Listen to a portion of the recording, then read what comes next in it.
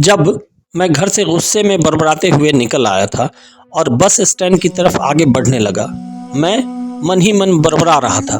पता नहीं कितने पैसे छुपा के रखे हैं, लेकिन मेरे लिए एक बाइक नहीं ले सकते। अब मैं यहाँ से चला जाऊँगा और तब तक वापस नहीं लौटूँगा जब तक मैं खुद के पैसों से बाइक नहीं खरीद लेता। इतना सोच ही रहा था, तभी मेरे पैर में मुझे कुछ चुभने का एहसास हुआ। नीचे देखा तो समझ आया कि जल्दीबाजी में पापा के जूते पहन आया हूँ। उन जूतों में कील उभरी हुई थी जो मेरे पैर में बार बार घाव किए जा रही थी, लेकिन उस समय गुस्सा अधिक था तो मैं बड़बड़ाते हुए आगे बढ़ गया। एकाएक मुझे याद आया कि मैं पापा का पर्स भी साथ में ले आया हूँ। मेरे खुराफाती दिमाग में एक ख्याल आया, क्यों ना आज पापा का पर्स चेक किया जाए, जिसे आज तक उन्होंने किसी को हाथ तक नहीं लगाने दिया। पता नहीं कौन सा खजाना छुपा है इस पर्स में, जो किसी को हाथ नहीं लगाने देते थे। जब मैं पापा का वह पुराना पर्स खोल कर देखा तो उसमें पैसे तो नहीं मिले, लेकिन पैसों की जगह पर एक डायरी रखी हुई ज़रूर मिली। तब मैंने सोचा, तो यहाँ खजाना छुपा के रखा है। मैं समझ रहा था कि यहाँ पापा ने लिखा होगा किससे कितने पैसे लेने हैं और किसको कितने पैसे दिए हैं, लेकिन मैं गलत था। जब मैंने उस छोटी सी डायरी का पहला पेज खोल कर देखा तो वहाँ पर जो लिखा था वह थोड़ा सीरियस कर देने वाला था।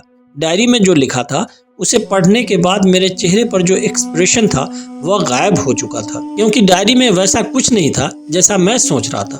वहाँ पर उन पैसों का हिसाब लिखा हुआ था जो अलग अलग कामों के लिए अलग अलग लोगों से उधार लिए गए थे। उस लिस्ट में कंप्यूटर के नाम पर भी पैसे दिए गए थे। कुछ यूँ लिखा था, 50,000 बेटे के कंप्यूटर के लिए। यह वही कंप्यूटर था जिसे मैं आज तक यूज़ कर रहा हूँ, लेकिन मुझे यह पता नहीं था उस कंप्यूटर को ख़रीदने के लिए पैसे कहाँ से आए थे, लेकिन आज पता चल रहा था। मुझे आज भी याद है जब मैंने पहली बार कैमरे के लिए ज़िद की थी, जो मेरे पापा ने मुझे 2 हफ्ते बाद मेरे बर्थडे पर ला कर दिया था, जिसे देखकर मैं बहुत खुश हुआ था। और मुझे खुश देखकर मुझसे कहीं ज़्यादा अगर कोई खुश था तो वो थे मेरे पापा। अब मेरे चेहरे से गुस्सा एकदम गायब हो चुका था। जब मैंने आगे का पन्ना पलटा तो वहाँ पर कुछ विशेस यानी कि इच्छाएं लिखी हुई थीं। पहली जो विश थी उसमें जो लिखा था, अच्छे जूते पहनना।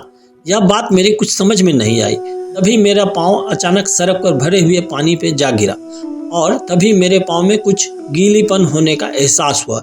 जब मैंने जूता उतार कर देखा तो उसका तला टूटा हुआ था। यह देखकर मुझे डायरी में लिखी बात याद आ गई। तभी मुझे माँ पापा की कई बातें भी याद आ रही थी कि कैसे माँ जब कहा करती थी पापा से, अब तो जूते पुराने हो गए हैं, नए ले लीजिए, तो पापा अक्सर यह कहकर टाल दिया करते थे, जूते अभी और चलेंगे, अभी कुछ दिन पहले ही तो लिया था। मुझे आज समझ में आ रहा था कि कितने दिन और चलेंगे। साथ ही साथ यह भी समझ आ रहा था कि पापा पर्स को क्यों छुपा कर रखते थे। तभी उस डायरी को पढ़ते हुए बस स्टैंड पर पड़ी बेंच पर आकर बैठ गया। अब उस डायरी का आखिरी पन्ना बचा हुआ था। उस पन्ने को जब मैंने पलट कर देखा तो वहाँ कल की डेट लिखी हुई थी। तारीख के नीचे लिखा हुआ था 50,000 रुपया बाइक के लिए। बस इतना पढ़ा और दिमाग सन ढह गया। अब मेरे मन में कोई शिकवा गिला नहीं बचा था। बस मेरी आंखों से आंसू चले जा रहे थे, बहे जा रहे थे। मुझे आज तक नहीं पता तब मैं क्यों रोए जा रहा हूँ। अब मैं जल्दी से घर की तरफ भागा, लेकिन जूतों की वह कील पाँव में अब तक घाव बनाने में कामयाब हो चुकी थी। मैंने जूतों को रास्ते में ही निकाल कर फेंक दिया और भागते लड़खड़ाते हुए घर जा पहुँचा, लेकिन पापा घर पर नहीं थे। मैं समझ गया वह कहाँ थे। मैं सीधा पास वाली बाइक एजेंसी की तरफ भागा। पता नहीं आज कहाँ से इतनी ताकत आ गई थी कि मैं भागते भागते हुए भी थक नहीं रहा था, और वह भी बिना जूतों के नंगे पाँव। जैसे तैसे मैं बाइक एजेंसी पर पहुंचा। पापा वहीं थे।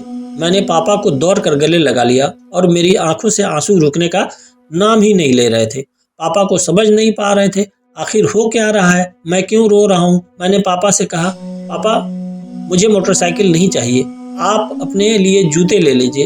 आप आज से मैं भी जो भी करूँगा अपनी मेहनत से अपने बलबूते पर पढ़ लिख कर बड़ा होकर ही करूँगा। दोस्तों, बस इतनी सी थी ये कहानी। ये हार्ट टचिंग स्टोरी लिखते हुए आज भी बोलते हुए आज भी मेरी आंखें नम हो गई। मैं आज आपसे कहना चाहूँगा कि ठीक ऐसे ही होते हैं हमारे पिता। हम अक्सर देखते हैं कि हम अपनी माँ से हर बात को शेयर करते हैं और माँ भी इस बदले में हमें बहुत प्यार देती है। लेकिन एक शख्स ऐसा भी होता है जो हमें छुप कर प्यार करता है, वह होते हैं हमारे पापा। या परिवार में एकमात्र ऐसा व्यक्ति होता है जो अपने बच्चों से उन्हें बिना बताए जताए छिपाकर प्यार करता है, खुद की इच्छाओं को मारकर बच्चों के लिए सपने देखता है और उनकी खुशियों में खुश होता है। मुझे नहीं पता कि आप अपने पेरेंट्स की इज्जत करते हैं या नहीं, लेकिन अगर आपके पास पेरेंट्स हैं तो आप बहुत खुशनसीब हो, क्योंकि दुनिया में बहुत से ऐसे लोग हैं जिनके पास पेरेंट्स नहीं है, पिता नहीं है। इसीलिए अपने माँ बाप की इज्जत करें, भावनाओं का सम्मान करें। धन्यवाद। ये कहानी आपको कैसी लगी? अपनी प्रतिक्रिया कमेंट सेक्शन में मुझे ज़रूर बताइए। वीडियो को लाइक करके चैनल को सब्सक्राइब कर लीजिए और साथ में ये घंटी जैसी जो छोटी सी आकृति है उसे दबाकर ऑल पर सेट कर लें, ताकि आने वाली वीडियो का नोटिफिकेशन आपको पहले मिले। तब तक के लिए मुझे इजाज़त दीजिए। धन्यवाद।